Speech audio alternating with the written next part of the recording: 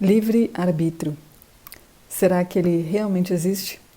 Ou será que existe só uma ilusão de liberdade?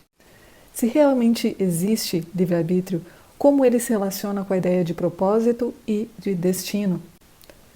Porque se existe um caminho pré-definido ou algo que nós nascemos para fazer e nós somos predestinados a realizar, então como essa ideia de liberdade de escolha se encaixa nisso? Como a liberdade de escolha se relaciona com as leis universais? E se nós somos realmente livres para criar a nossa própria realidade, então por que muitas vezes a gente não consegue realizar o que a gente quer? Meu nome é Durga Prema, eu sou facilitadora de autoconhecimento, pesquisadora da consciência e do comportamento humano, porta-voz da transição planetária e da integração entre espiritualidade e ciência. E um dos meus instrumentos de trabalho hoje é o Maharila, um jogo de autoconhecimento terapêutico baseado na filosofia védica. E nessa filosofia, nessa cosmovisão, a vida é vista como um grande lila, um grande jogo divino. E assim como qualquer outro jogo, a vida tem suas regras ou leis. E o livre-arbítrio é uma dessas leis. Não há dúvida de que nós temos essa liberdade, essa capacidade de fazer escolhas conscientes. Porém, muitas vezes ela é limitada por alguns fatores. E ela pode inclusive ser questionada. Na neurociência, que é a minha área de especialização, existe esse questionamento sobre se realmente existe o livre-arbítrio. Porque quando a gente observa o funcionamento do cérebro, a gente percebe que existem mecanismos que antecedem a tomada de decisão consciente. Mas eu não vou falar sobre isso agora. Antes de adentrar essa esfera, eu quero abordar esse tema pela perspectiva da filosofia védica. Nessa perspectiva, existem 3 principais leis cósmicas: Maya, Karma e Dharma. Maya e Dharma são conceitos menos conhecidos aqui no Ocidente, mas certamente você já ouviu falar de Karma. O que é Karma? Muitos associam o karma com a ideia de castigo ou de punição, mas não é isso.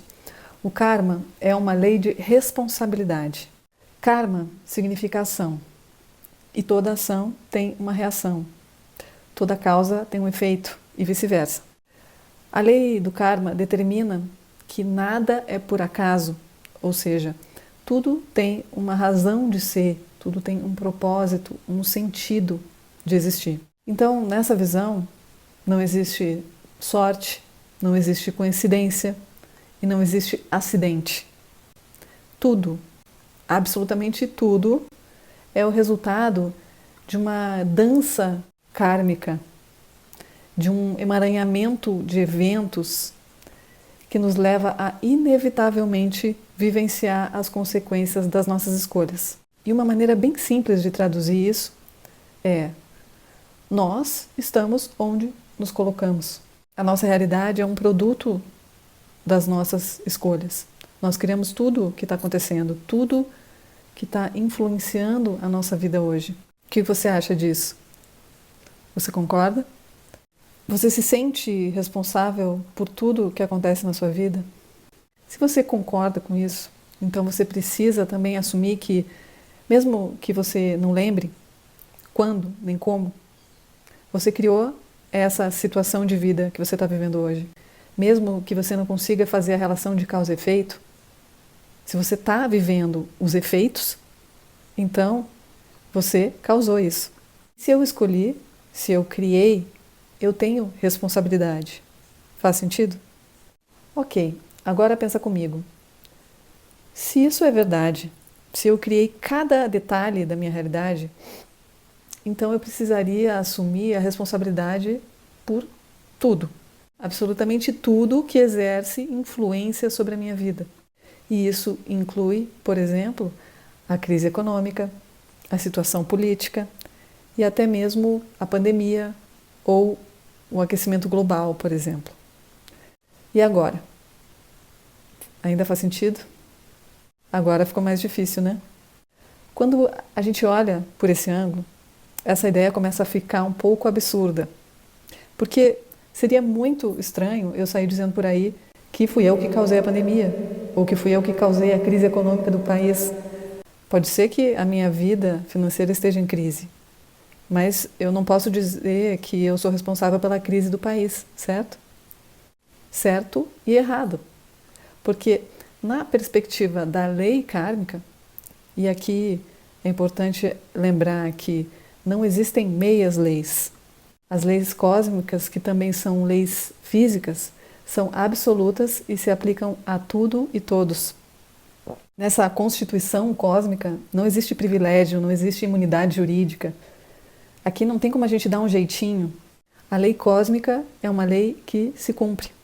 Então, sendo assim, se eu estou submetida a essas leis, eu preciso compreender que se existe uma situação planetária que, de certa forma, afeta a minha vida, então eu também sou responsável por isso. Porque mesmo que eu não consiga enxergar, de alguma maneira eu criei essa realidade. É difícil, né? É difícil a gente assumir essa responsabilidade. Mas aqui tem uma coisa, um detalhe, que pode te ajudar a compreender e aceitar isso. Sim, eu criei essa realidade, mas eu não criei sozinha. Eu e todas as outras pessoas que também estão passando por essa situação também criaram isso. Nossa realidade foi criada por todos que compartilham dela. E assim como existe um karma individual, existe um karma coletivo. Assim como existe uma coautoria coletiva, existe uma corresponsabilidade coletiva. O karma coletivo é uma reação causada pelo conjunto de ações de um grupo de pessoas. E no caso da pandemia, esse grupo é a humanidade como um todo. Sendo assim, não importa onde a epidemia começou, não importa se o vírus estava num laboratório da China ou se ele foi espalhado através de um animal, não importa se a situação global é o produto de uma grande conspiração do mal. O que importa mesmo, porque a única coisa que pode nos ajudar a atravessar esse momento com mais sabedoria e menos sofrimento é compreender que nós estamos onde nós nos colocamos. Essa é a compreensão mais importante que a lei do livre-arbítrio nos ensina. Nós somos livres para plantar qualquer coisa, mas a colheita é obrigatória. E se nós estamos colhendo uma pandemia, é porque de alguma forma nós plantamos isso. Mas aqui é importante entender que nós estamos falando de um fenômeno transgeracional.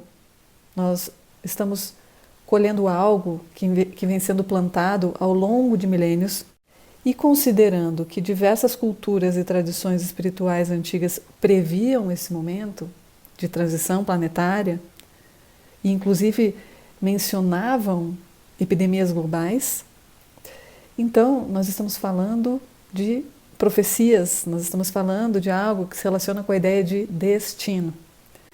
E nesse ponto a nossa conversa fica ainda mais interessante e complexa. Como pode existir livre-arbítrio se existe um destino pré-determinado?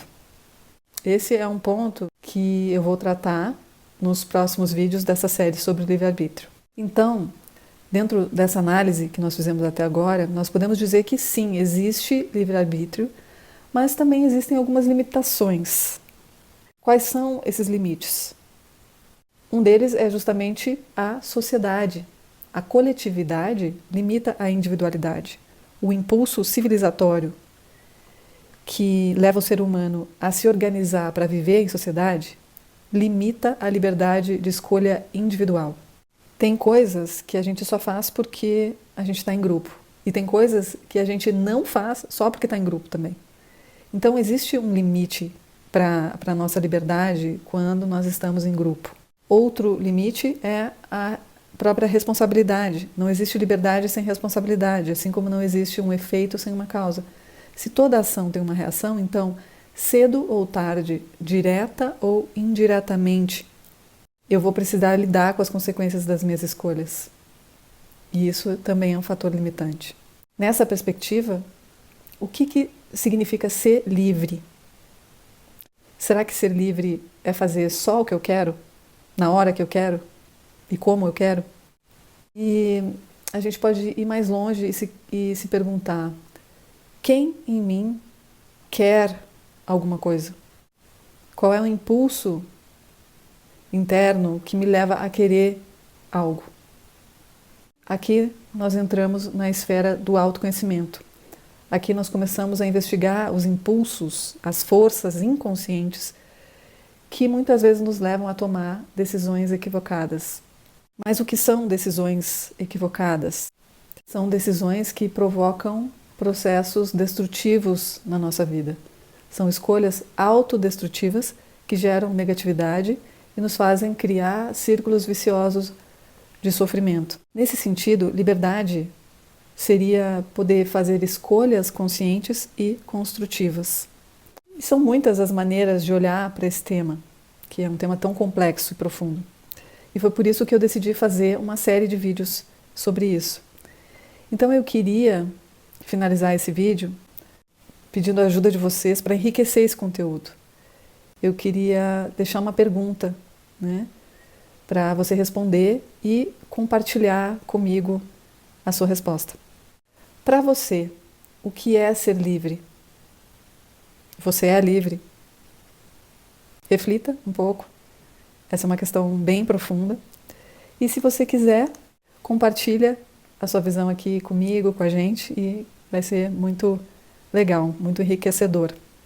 Então, muito, muito grata por escolher doar o seu precioso tempo aqui para assistir esse vídeo. E eu espero te ver no próximo também. Até já!